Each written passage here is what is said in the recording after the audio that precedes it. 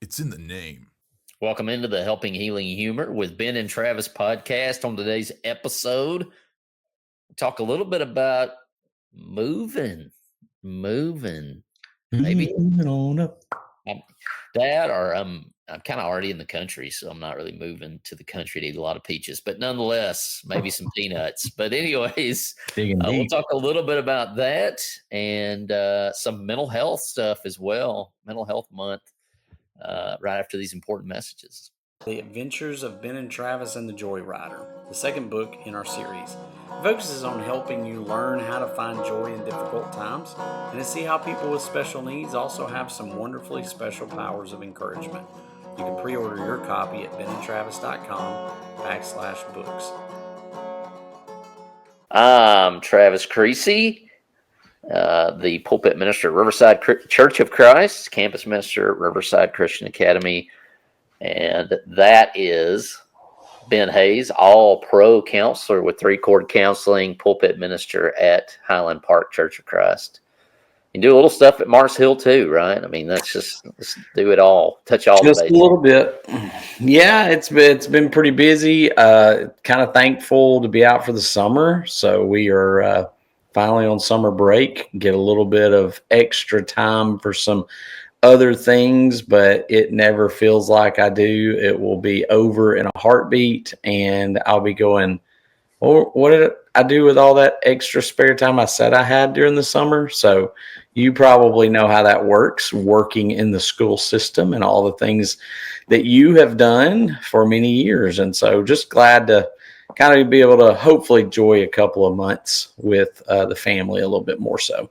Well, it's a little bit of a shift. You know, you do get that. I'll be hanging out with the kiddos while Whitney works a little bit through the summer. And but we're going to keep them busy with vacation Bible schools, and we got sports camps they're going to go to at Riverside. And of course, Maywood will be coming up soon. I'm sure they'll also travel a little bit with me to Titus Camp. I think that's Jacksonburg's VBS. So my mom is definitely looking for more of an opportunity with them. And as we speak about all the things that are going on, that's on top of what Whitney and I have been doing the last few days, and that is decluttering our home and getting ready for a yard sale. And Travis, why are you getting ready for a yard sale? Well, after 18 years in Fayetteville, Tennessee, that's wild. Talk about over in a heartbeat. Like in my last chapel as an employee of Riverside, I did the Psalm 117, which is like 2 verses, which I love because it's, you know, the love of the Lord, his faith is everlasting. It's 2 verses. You get to chapter 119, and it seems like you've got the Psalm that is everlasting. But yes. Nothing lasts forever, right? And that was kind of the point, other than, of course, those qualities of God and eternity and all that stuff, which is really hard for us to wrap our mind around. But yes, I announced in the last 2 weeks at all the places that I work that I'll be moving to Dothan, Alabama, to be the pulpit minister for the Westgate Church of Christ there. And Whitney and I were talking about how she has never lived in a place for a long amount of time that was not somehow on Highway 231, 431. Albertville, 231, 431, where I'm less than a mile from that highway out in front of me. And we'll go to church in Dothan on one of those highways way down there. So that's also why I mentioned peanuts. Yes.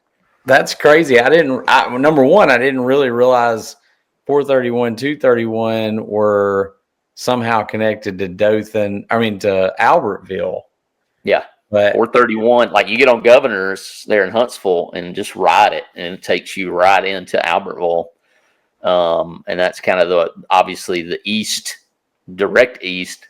And then 431, 231 was really, and I may be botching this horribly, so please forgive me, was the highway to Florida.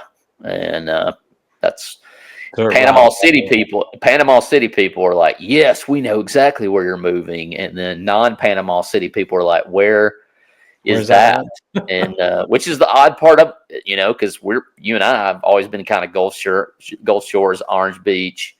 I've been to Right. Panama City. We went through and saw Chris Jones on the way down, but usually we're kind of going the other direction when we go to the beach. But yes, and yeah, so the plan is this summer finish out with Riverside through July, unless of course somebody comes up and buys our house out from under us, and then we'll figure something out if that's the case. But we're shooting to. I'll be preaching all that stuff, Lord willing, all the way through the summer, and then we'll kick off in August down in Dothan. And it's one of those things. Speaking of mental health. One of those things that kind of seems far away, and it's like not even real to some degree, because you're just so, in much of our life is this way, Ben. It's so like what's in front of me right now. Yeah. And you got to do the things, and that's what we've been doing all weekend. Kids have been over there your way with mom, and we've just been getting, there's yard sale pile, there's trash pile, and then there's get ready to get loaded up and moved, and it's just kind of a wild thing. It's awesome that you guys have that opportunity, but I know that it's kind of bittersweet.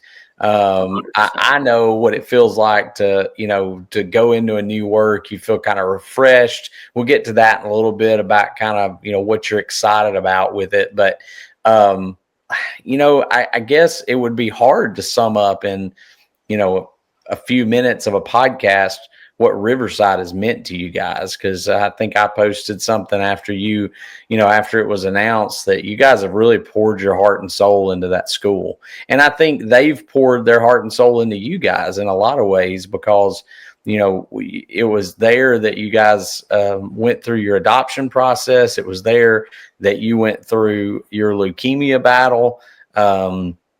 It's been there that you have, won some major championships in football. I mean, you guys have had some real ups and downs, I guess, throughout those years. So, I guess I don't know what the right question is, but what would you say are some of the more memorable moments, or maybe just what has the school in general meant for you in those 18 years? Well, the funny part is like outside of you, Mom, and Whitney, there's no one that's had to put up with me as long as Riverside has. Accurate. And so, yeah, I mean, they take this twerp kid that doesn't know anything, and he just so happens to marry the best thing going, and that's helped them put up with me. And I think in my post on Facebook, I said, it's hard to say goodbye to a place you're going to take with you the rest of your life. I mean, the things that you learn. The things. Did you guys get married after you went there? Yes. So I came in 2007. And Whitney, actually, she would drive up. She was still at Freed at the time, and she would drive over on Fridays and work for the school, doing some things. So she was kind of employed, and then we got married in May of 2008 after my first year at Riverside. That blows my mind. I forgot that. I was thinking you were still somewhere else. So they've even seen you as single and as married. So yes, which is even more impressive that they've put up with me. But it's kind of that old adage. It's not impressive that they put up with you after you got married, because everybody knows they put up with you. Yes. So. The deal Silher is what I like to call her, heavy on the her, H-E-R, her. But yeah, I mean, you take that, we hear it, one day if you keep trying, you'll make a preacher, and Riverside has felt the brunt of that. And, I've just learned so much, and I've learned more from them than they could ever learn from me, other than maybe what not to do. So, yeah, I mean, the adoption, the church there, it's not a large congregation, probably, 80, 100, maybe 120 members. And man, they just start the school. There's not anything they're afraid of. They really trust and have faith in God, even with all this going on, they have trust and confidence. And I just feel like, man, it's a blessing to, Ben, you think of ministers, it doesn't always end well. Right. and to know that you're loved by these people and they really want you to stay. And then you got this group of people that really wants you and has no evidence to want you, but they do. Right. That's a great situation. A lot of preachers don't get, and to be able to kind of be like, okay, we can kind of leave and finish. We want to finish our contract, through July, and everybody's on board with that. Like, please, that would be amazing. And we don't want to miss the blessing that we've had to be in a place that's loved us so much, and they're not running us out of town, Yeah. So that's an amazing part of it. Like you said, in this situation is there was no wrong answer, and that's where that's both good and bad. And I've said this on many occasions. I loved my work at Pine Hill, and then I loved my work at Petersville. I loved my work at Eva. I love my work at Highland Park now. And I loved the church at Jacksonburg that we grew up in. And there's been so many times I've wished, why can't we just have all the churches in one place so that I could, keep those relationships strong with all of those people, because there's people in every one of those places that I still absolutely love and adore.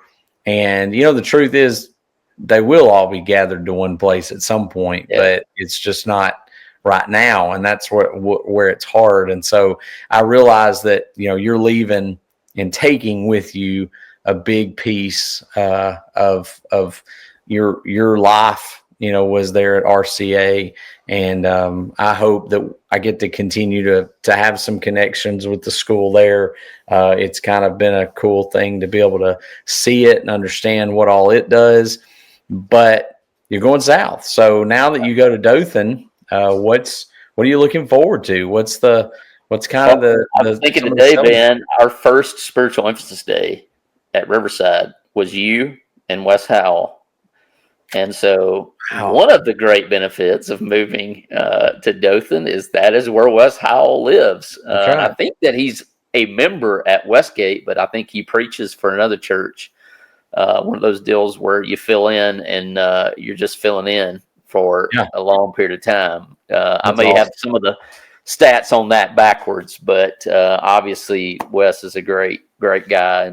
And I just thought that today. I was like, well, that's really neat. Ben and Wes Howell were my first invites to the first spiritual emphasis day at Riverside 18 years ago. And so, I think I love to preach, right? And loving something doesn't mean you're necessarily great at it. But I do love it and I enjoy it. And I look forward to kind of getting more time to focus on that aspect. Not that when you teach Bible 5 hours a day, the sermons kind of write themselves at some point. You get to Sunday. But that's exciting. It's exciting to see, how much can I be like Ben Hayes? How much can I learn? And, I want to be trained. I want to learn to do things as well, and you mentioned the stuff at Riverside. I've got to do pretty much, and this, in some ways, this will sound sad at 44. Maybe my list wasn't big enough, but I've got to do pretty much everything I've ever wanted to do. When I was a kid, you probably remember me saying, I want to coach football and teach. And I got to do both those things. And I guess you could say relatively new love for me is preaching, maybe relative compared to other people and how long they've preached. But if you'd asked me at 18, 19, 20, are you going to be preaching full time? I would have been like, no, why would I do that? Why would I put myself through that? And now, Ben, I can't really see myself doing anything else. I think even if it wasn't a part of my job, whatever that is, if we want to call it that, I would still be doing it. So that's exciting. You and I are not afraid to meet new people. And I enjoy that opportunity. And they've got quite a few ministers on staff. And so I'm just kind of looking forward to encouraging those folks and helping them and being a part of that family down there. And it's kind of wild because, I'm from Northwest Alabama, I worked in Albertville, Northeast Alabama. You and I have been to the beach. We know Ray. We know several folks down in Southwest Alabama. And I knew one person in Southeast Alabama, and they moved to Birmingham. And that's why I'm moving down there to Dothan, not because they moved to Birmingham, but because, they left the work down there. So, well, and we're not completely, unaware of that part because we used to go to Wiregrass. Yeah. So we did some time at Wiregrass a couple of summers, and, those are some pretty awesome memories. And so a lot of the Moulton folks from up here in North Alabama did Wiregrass. Wes Howell was one of those. I worked with Wes at Petersville. And so we took off to South Alabama every now and then to do Wiregrass, and you went with us some. And so got to know some of the folks down there, but I think it's really cool. You're going to get to, be down there a little bit closer to Wiregrass, and, have some opportunity for your kids to be involved there too. So, yeah. And probably the number two question outside of where is Dothan, and once again, the Panama City people knew where Dothan was. That was the fun part. Some of them would answer for me, before I could answer where Dothan was. Is Ben and Travis, is that still going to happen? And I said, I reckon the internet still works. I think that's exactly right. I think Dothan's larger than Fayetteville, so I think the internet will be fine. So yes, the Ben and Travis, it may look a little different. We may have to slow down a little bit, but we received the invite a few weeks ago for some CYC, so that's still on the docket. We're looking to do all that stuff, so you can't get rid of us that easily, for sure. Well, yeah, we can always do this via the internet, no matter where we're at. So the podcast will continue. Some of the trips that we have enjoyed getting to take by, I pick you up in Fayetteville or vice versa. You come this way and then we go. That might not be happening quite as much unless somebody invites us, on a really long car ride, and we might private plane. I mean, you could always fly us in, right? That'd be great. But yeah, I mean, I think there's going to be still going to be a lot of opportunities for us to do stuff, and I'm excited for your work and what you're going to get to do. And I guess the biggest question is, I mean, do you like peanuts? And in general, do you like boiled peanuts? Because you're going to the land of boiled peanuts. I love boiled peanuts. In fact, we went to, what is it, the Red Elephant, which, hey, I didn't expect that over there in Auburn country, but it's a great restaurant. The pizza is top notch, and they had boiled peanuts that you could order as an appetizer. And so we took part. But yes, I do love boiled peanuts. I like peanuts any way you make them, unless they're too hot, and then I would just give them over to you and let you have Cajun ones. I like the Cajun ones. Well, I mean, you're going so bad either. You're going to the land of the only statue that honors an insect in the whole world. Yes. So you're going to be down there close to Enterprise, where there is a boll weevil monument because the cotton farmers ran into some issues with boll weevils, and so they decided to plant peanuts that year, and now it's the land of peanuts. Land of peanuts. In fact, you get to Dothan, and there are peanut statues at the different businesses. Yes, and these aren't serious statues. The people who made them may think they paint them different ways and stuff. Yeah, based on whatever they're selling at that company. I saw, I think, a wiener dog peanut. That was kind of odd. But anyways, it's going to be a new adventure, exciting, and certainly we would appreciate anyone's prayers in the transition and for both places, because we want the best for both. And as Miss Mays says, big things are happening at Riverside, and the best is yet to come. So we fully believe that. Ben, it is May. It's not June yet when this comes out. Actually, it'll be tomorrow when this comes out. It's still Mental Health Month. And as we run hurriedly around and pray for our house to sell, in not too quickly, but not too slow, when we think of mental health, what are some ways that you or maybe you suggest to others to kind of keep mentally on your toes? Does that work? I mean, my brain, my toes, I guess it's all connected at some point. But, maybe sharpen the skills a little bit, as we get older, maybe cognitively. What are some things we can do to kind of stay up and about and keep our brain sharp? Well, I wish that I knew all those ways, because then maybe mine would be a little sharper.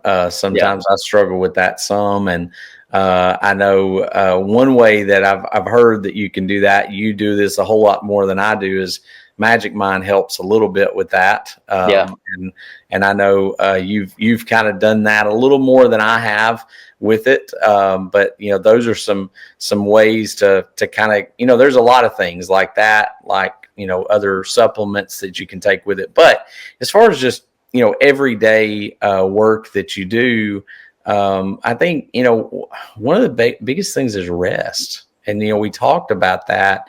We've talked about that a couple of times. I think I've talked about that on the podcast, the Friday Refresh podcast. And I'm not always 80th episode, by the way. 80th episode of the Friday Refresh just dropped last week. Congratulations on that.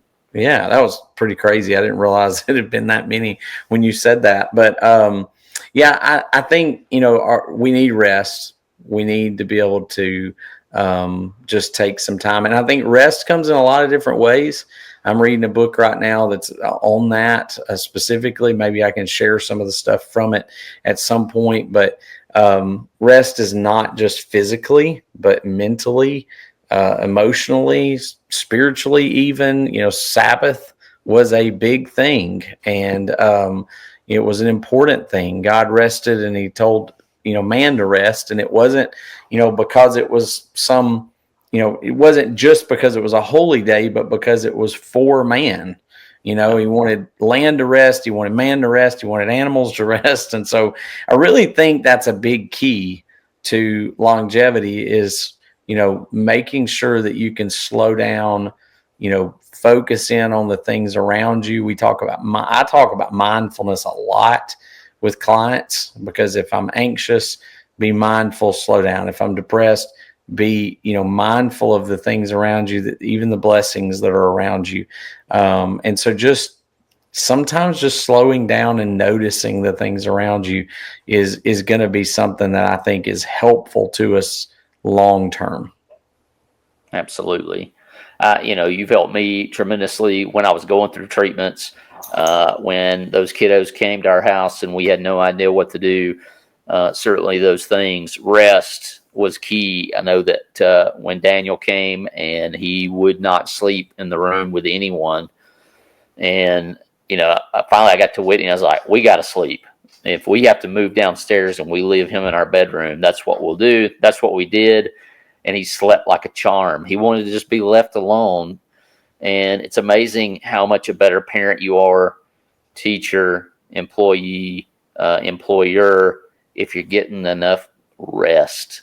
And sometimes it may not be sleep. It may just let your brain stop and rest. And hopefully all of you are getting that opportunity as summer rolls around in some shape, form, or fashion.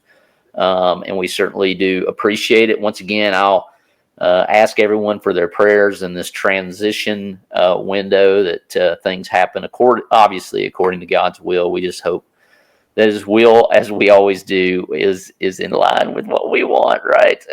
And then if it's not, then we'll just get over it, and we'll realize, and we have trust that His timing's perfect. So.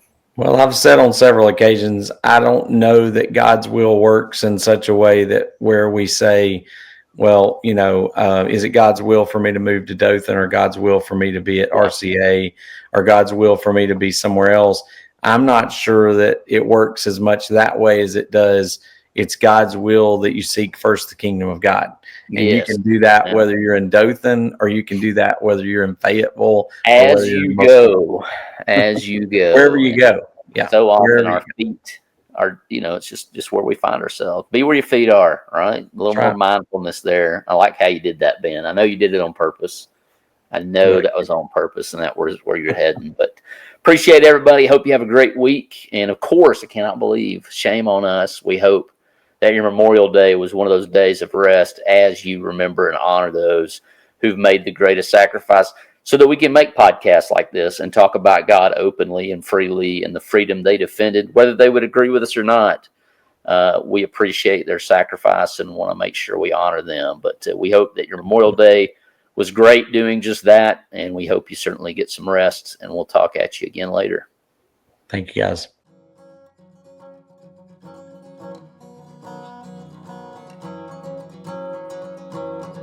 Thanks for being with us for this episode of the Helping Healing Humor podcast. Be sure to download our free ebook, 28 Days of Focused Living, at benandtravis.com and receive all of our Helping Healing and Humor extra content directly in your inbox. We look forward to having you join us at the same Ben and Travis time, same Ben and Travis channel.